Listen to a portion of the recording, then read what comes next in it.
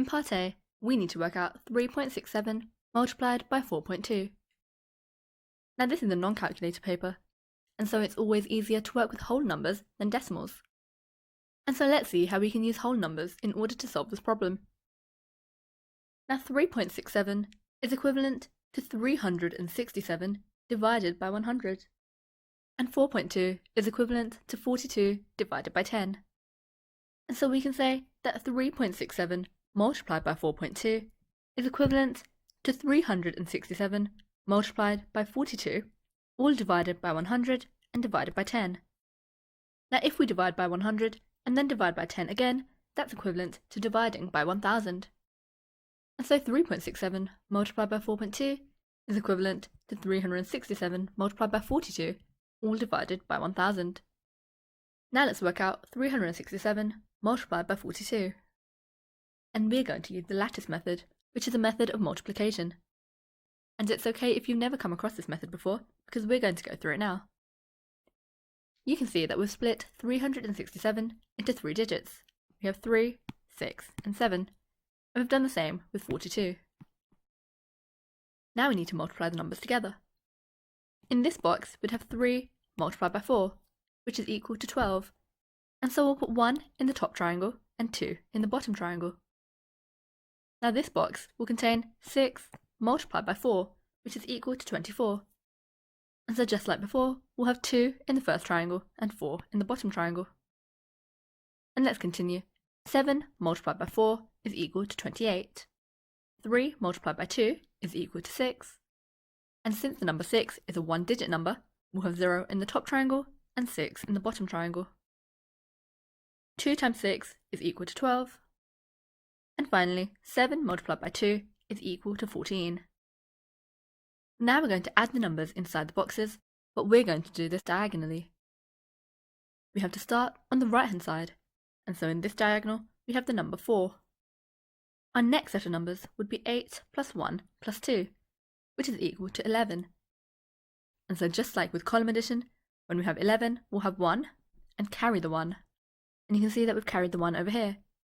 Now the next diagonal would be 2 plus 4 plus 1 plus 6 plus the 1 that we carried from before, which is equal to 14. And so again, we'll write down the number 4 and carry the 1. Now the next diagonal, we have 2 plus the 1 that we carried, which is equal to 5.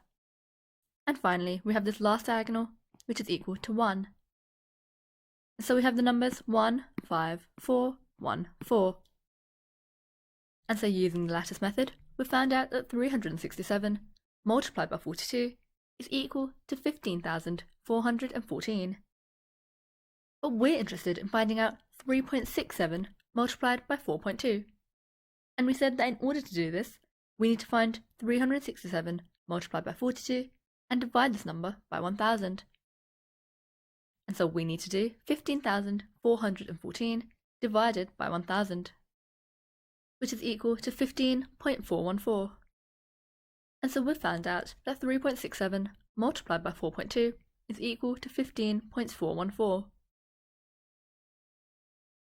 Now in part B, we need to work out 59.84 divided by 1.6. Now we can use the bus stop method in order to work this out.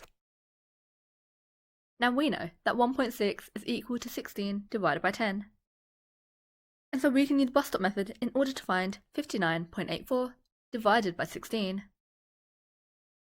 First we need to find out how many 16s go into 5, and the answer is 0. Then we need to find out how many 16s go into 59, and the answer is 3. We know that 3 16s go into 59 because 3 multiplied by 16 is equal to 48. Well, now we need to find the remainder between 59 and 48. And so we can do 59 take away 48, which is equal to 11, which we've written above the 8s. Now the 11 above the 8 turns this number into 118, and we need to find out how many 16s go into 118.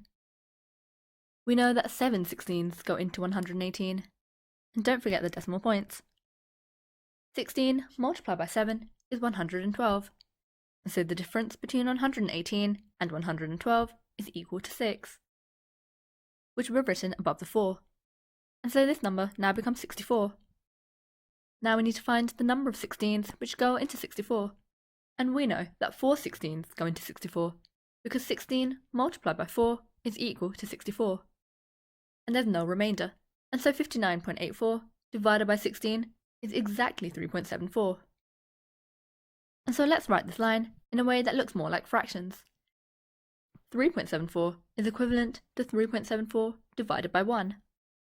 And so 59.84 over 16 is equivalent to 3.74 over 1. Now we need to find out 59.84 divided by 1.6. And so we're finding out 59.84 divided by 16 over 10. You can see that on the left-hand side, we've divided the denominator by 10. And so in order to make this equivalent on the right-hand side, we need to multiply the numerator on the right-hand side by 10. And so 59.84 divided by 1.6 is equal to 3.74 multiplied by 10. 3.74 multiplied by 10 is equal to 37.4. And so we've found that 59.84 divided by 1.6 is equal to 37.4. Now this question is worth 6 marks. We get the first mark in part A for saying that 3.67 multiplied by 4.2 is equivalent to 367 multiplied by 42, all divided by 1000.